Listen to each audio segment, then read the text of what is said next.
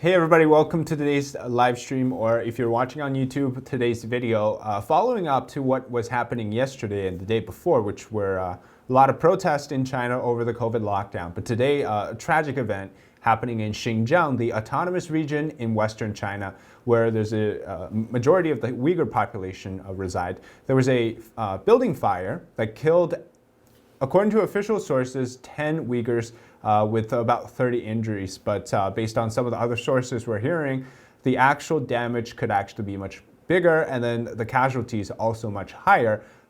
In one source says about 34 Uyghur people had been killed in the fire, with about almost 200 people injured in the hospital. So let's talk a little bit about this. Of course, after this whole event over last night, Beijing time, the people started going to the streets and they started protesting, asking the local authorities in the municipality to drop the lockdown order and to stop what is essentially from August, Xinjiang has been in a major site of some of the worst pandemic restrictions, and it hasn't eased itself even until now. So this is a video from, let me just zoom in a little bit. So this was from the building. It's allegedly 10 people died, 9 people were injured, but actually I think it's a much worse situation. And this building fire really was the result of a few different things, okay? First, it was actually the firefighters took about 3 hours to extinguish the fire. And the reason for that was, according to the authorities and some of the information that they were popping up on the ground, first of all, they couldn't get through the quarantine zone. Inside the quarantine zone, there's fences and barricades set up for that entire community to be under lockdown, so that you couldn't actually get in until you hacked away and destroyed all of the barricades. So the firefighters spent the first chunk of time basically doing that. And let me see if I can find the video for this, because we actually have it. Okay, so take a look at this video here. This is from the same night, the apartment, and a little bit after this, we see that they're trying to basically start the rescue, right? Eventually we see this. So this is the part that's kind of really highlights what exactly was happening. So over that 3 hours, you see people, the firefighters here are trying to break down the barricades. But then after that, the fire trucks also encountered something else. It was cars that had been parked on the streets, community parking, that because they haven't been moved for so long, people were either shipped away to quarantine camps elsewhere, or that people had just basically been locked in their houses for so long that the battery of those cars, some of them, many of them actually are electric cars, stopped working. So you couldn't even start the car. And so after they broke down the barricades, the truck still couldn't get close enough to the actual building. So up here, this is where the building is, and these are the barricades. And then the truck still can't get any closer. So by the time they basically started trying to put out the fire, you can imagine the golden time of putting out a fire was already past. And then finally, there's actually a stream going up there to try to extinguish the fire. So according to them, the reason there was a fire in the first place was a power strip that caught on fire. And then people on the 15th floor, that's the room where the fire happened, it quickly spread to 16th, 17th, 18th, and the 19th floor. But then the actual fume, the toxic fume, actually went up to the 21st floor. Now, according to different people, when people they got noticed that there was a fire going on in the building, they tried to escape. That's when the disaster happened, because they had been in lockdown for so long.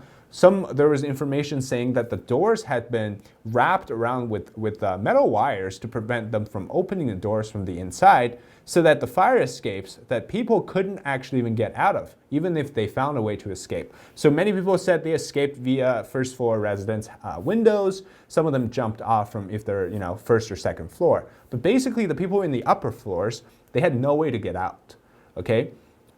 The officials had a news conference today, so let me see if I can find that there. After the news conference is when things got sort of out of hand.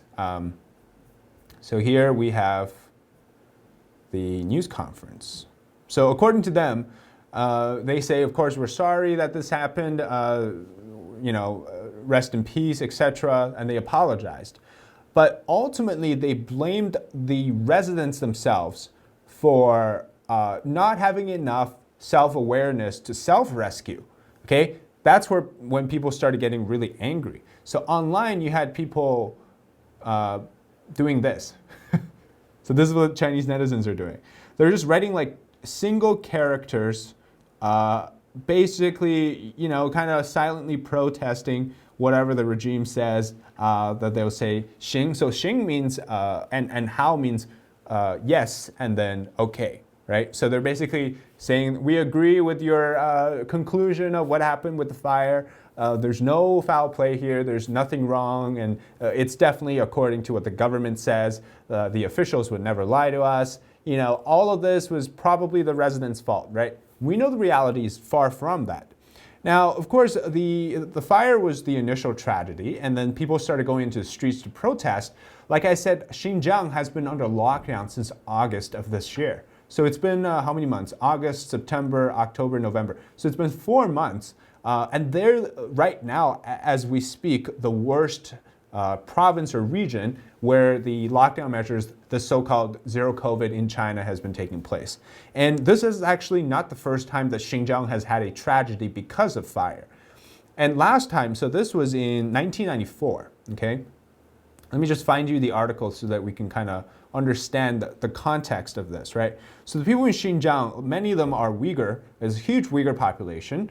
In 1994, there was something called the Karame fire. And this was a theater in the city of Karame in northwest Xinjiang province. And in 1994, there was a fire in this theater. And then this was the quote that kind of got everybody angry, okay? It says, "Everybody keep quiet, don't move, let the leaders go first." It resulted in the death of 300 people because of the fire, 325 people, with 288 of them being school children. What does that mean? Does everybody keep quiet, don't move, let the leaders go first? It's literally, they were willing to let the Communist Party officials leave the theater first, and then the people afterwards would leave. So meaning that they were willing to let the kids die before letting the officials become the victim in the situation. And so that drew a huge controversy in China. And to see that now, basically 18 years later, we get something similar where you have kids die in an apartment fire because of measures, these COVID measures that are clearly anti-human these days. And considering the fact that there's likely more people that have died from the humanitarian disaster that zero COVID itself has created than the actual virus itself. And that's the part I think why I really understand the people in Xinjiang, they're going out into the street, they're protesting, right? Yesterday, we saw the workers at Foxconn protesting over their unequal payment and over their unsafe working conditions because of COVID. And today, we're getting more and more. And this isn't just the only place that we're hearing protest, right? In China, there's in Chongqing city, we're seeing protest against the pandemic order, which we'll talk about. In Guangzhou, there's also protest. In Beijing, there's different types of demonstration. And of course, we now hear it in Xinjiang, and as well as the Foxconn situation hasn't been resolved yet. So just building on this point, let's take a look at some of the videos that's been popping up on Chinese social media. Oh, by the way, when this was all happening last night, so our morning, okay, the officials basically censored. This is what I'm looking at here is the Chinese version of Twitter. It's called Weibo. They've been basically censoring things regarding what was happening on the ground in Xinjiang, in Urumqi, where the house fire happened, the apartment fire. What they've left instead are these so-called official sources. At first, they were claiming that there was no casualties. Later on, of course, when they're starting to protest, they finally admitted that 10 people had died. This one. So according to the sources in Urumqi, there were 34 that died in the fire and 188 were wounded. And in this video, of course, she's speaking Uyghur, so I don't understand it, but I'm just basing off of the Abduwali Ayap. He's a Uyghur author, and then also he's a former political prisoner in what he's saying here. To what actual number of deaths, I honestly don't think we'll know for a while. we'll probably likely never know, but the numbers I would imagine will be much higher than what the state is reporting. And in this video here, we're hearing recordings of basically people begging for them because they were losing oxygen. This was on the 16th floor. And then they're saying that there's kids here. Same thing happened on the 17th floor. And then, it's very tragic to hear these kind of sounds, right? And, these are very preventable things too. If there was a house fire, and if the reason was the fact that they actually put metal wires around the handles to prevent people from leaving, then that's just, basically you have to blame the government for doing this. So another context to this event was the fact that this particular building where it caught on fire was on the last day of their so-called lockdown order, meaning that the officials claimed they were in this low-risk area, okay? But they were actually the last day of the high risk, right? So they were going into the low risk area. And then the officials claimed that, oh, they've been in a low risk area for a very long time now, a few months actually, and they were able to go up and down the building.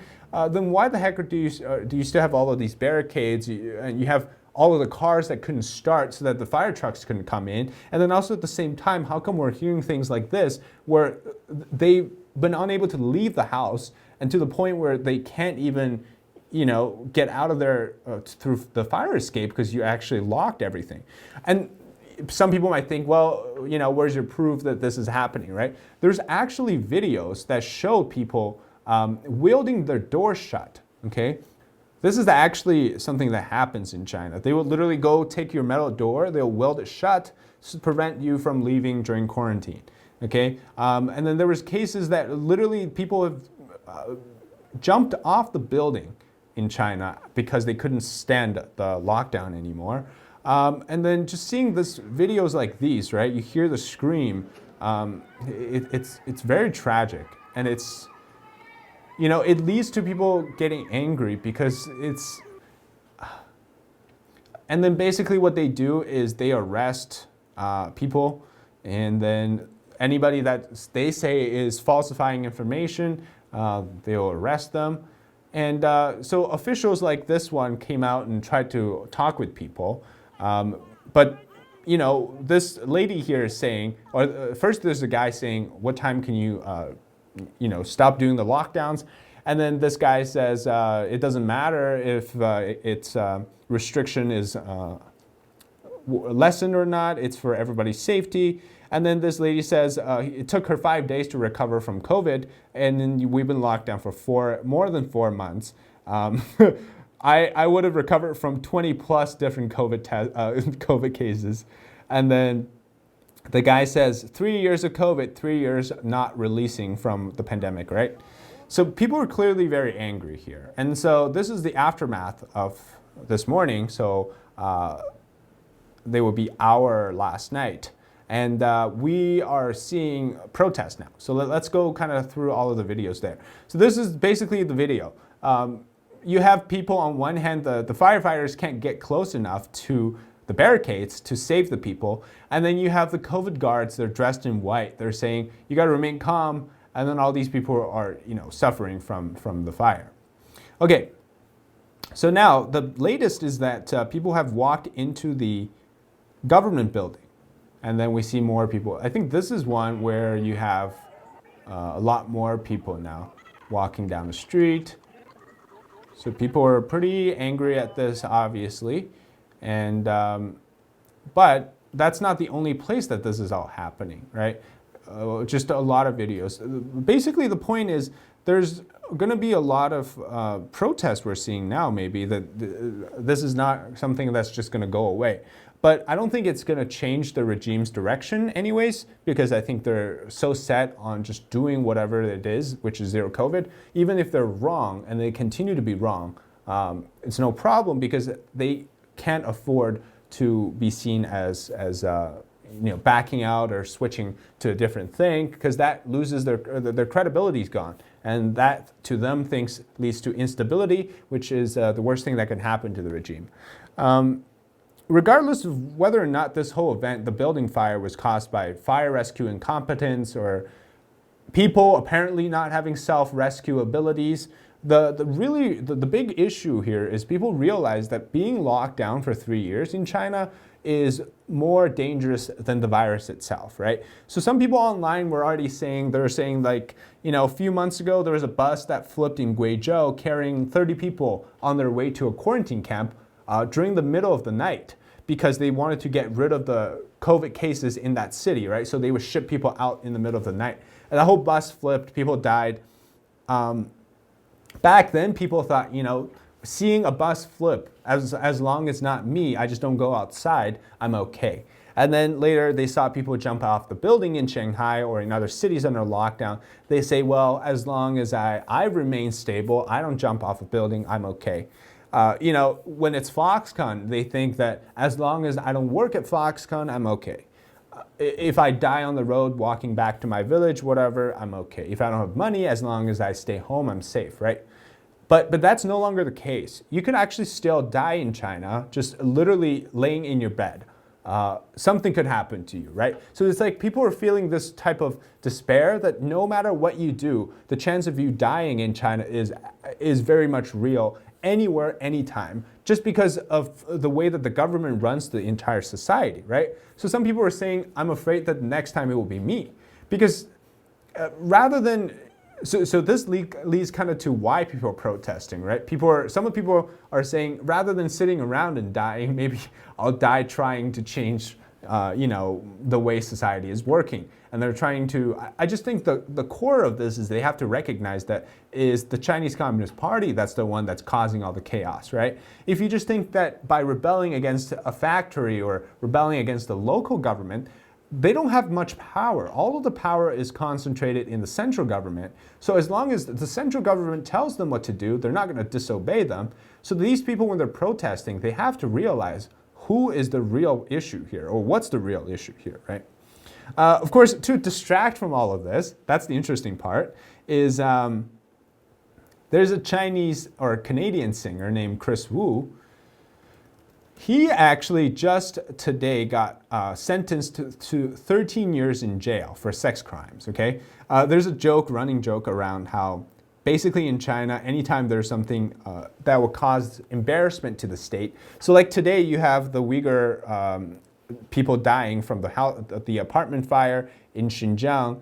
You obviously need somebody to take the fall for where all the attention is. So you go to Chris Wu, a guy last year that got arrested over rape charges, and then he never got sentenced until now, right? Finally today, just the right amount of time needed for him to become the top trending thing in China to take attention away from all of the protest over zero COVID. And he, unfortunately, he's getting 13 years in jail. And he will actually be expelled from China after his jail time is up.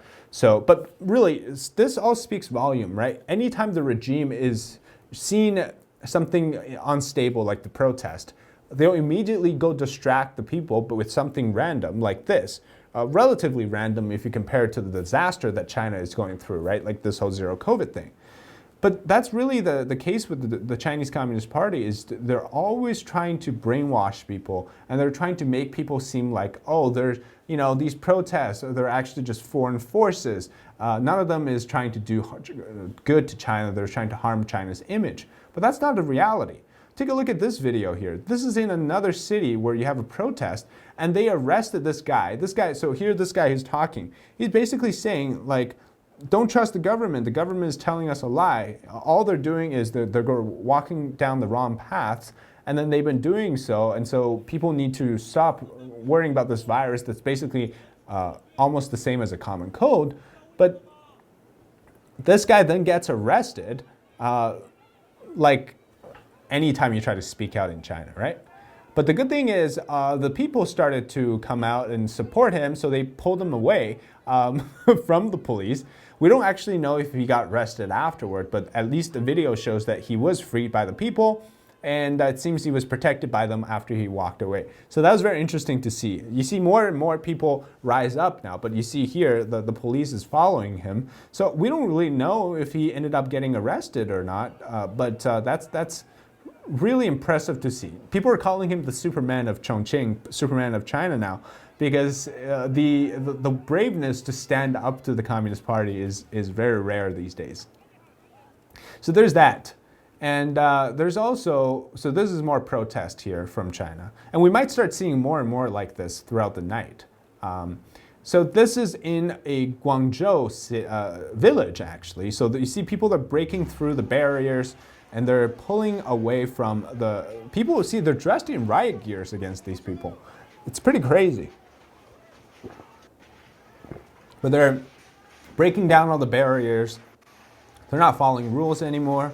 I think people are really fed up. Then you also have the things with Foxconn, right? So that's also another update that we need to talk about, because you now have people who were compensated for this Foxconn factory thing, $1,400 for basically getting them to leave.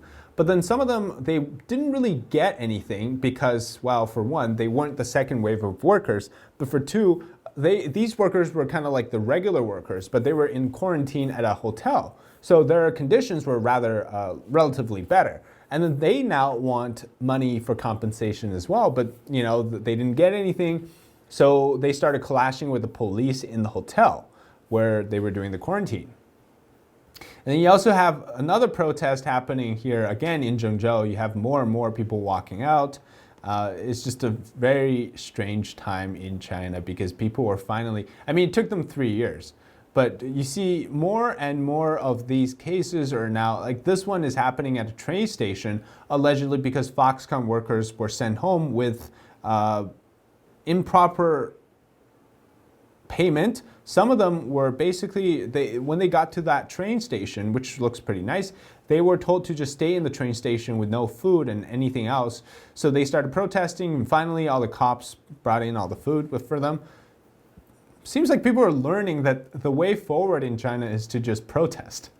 But I just hope that the regime doesn't suppress them like what they did with the students back in Tiananmen Square in 1989. Because I think the CCP is very much willing to use force if it means stability is on the line. And they're very much willing to kill people, essentially, if that means in return they can silence their voice.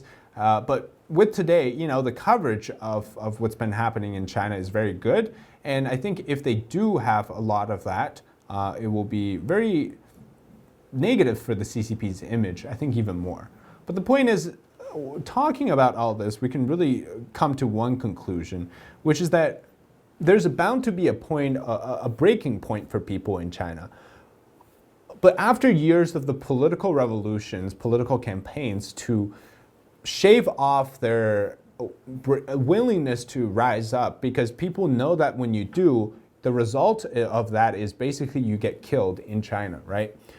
What's going to happen to people? Are they still willing to stand up? And if these protests, despite them being, tens of thousands of people big, that's still a very small portion of China that's rising up. In most places, people have this mentality of, as long as I remain okay, I don't have to worry too much about other people, especially prominent in China, because in the Chinese society today, morality and virtue are not things that exist too often, especially because of the way the Communist Party has caused people to kind of go back against, pit each other in a fight for struggle to get jobs, to get good paying jobs, to even get a job. And you have this very big segregation between classes of people.